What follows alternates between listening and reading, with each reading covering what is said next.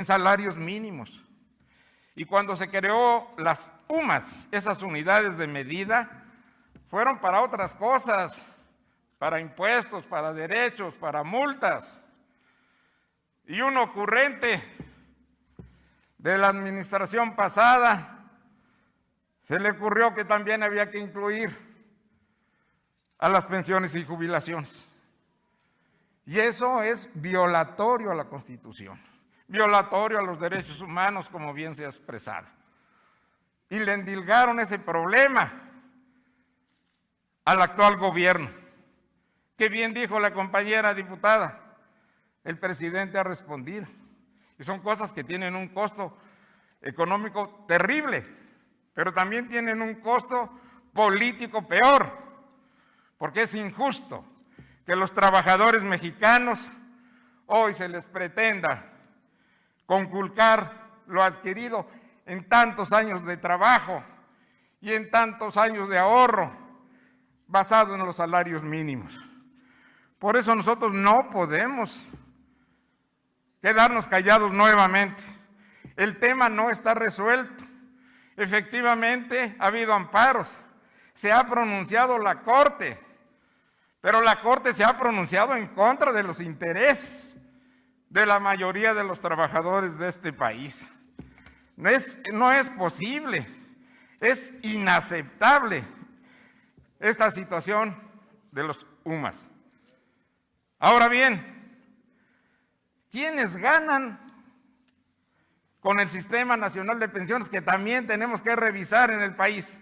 El Sistema Nacional de Pensiones tiene que ser revisado, porque siempre hay ganadores.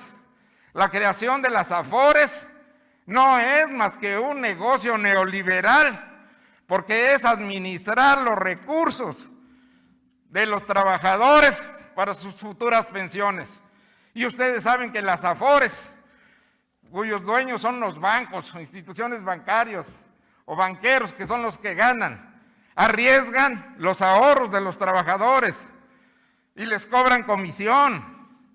Ellos son los ganones, porque en sus inversiones de riesgo se pierden recursos para los trabajadores. Ese es otro problema.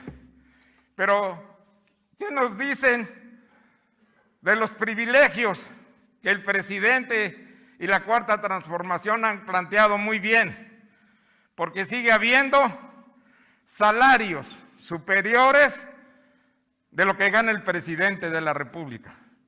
Pero también lo hay las pensiones infames que tiene un sector privilegiado, sobre todo del sector público. Por ejemplo, las pensiones mensuales de ministros de la Corte jubilados rebasan los 400,000 pesos mensuales. Y eso nadie las regula. Y eso nadie les dice que sean en UMAS. Están intocables. El caso de los jubilados y pensionados del Banco Nacional de Comercio Exterior, del Banjico, del Banco de México, de Banobras, de Nacional Financiera, de Banrural, son de 400, 300,000, 200,000 pesos mensuales y no se miden en UMAS, ni los tocan, pero además tienen recursos públicos porque tienen un fondo de pensiones donde cada institución guarda esos recursos.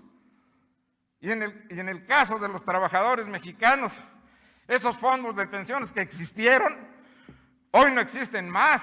Por eso la carga al Estado mexicano, al gobierno federal, de estas pensiones, porque se debe de regresar al anterior sistema.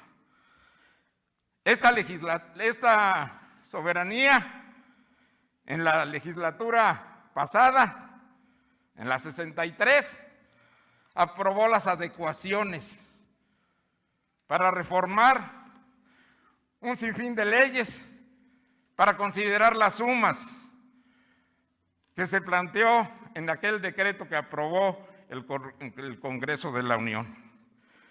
Y nosotros, nuestra obligación es crear otra iniciativa como ya las hay en el Congreso de la Unión, diversas, para que se revise y que se reforme esas modificaciones constitucionales y agresivas en contra de los trabajadores.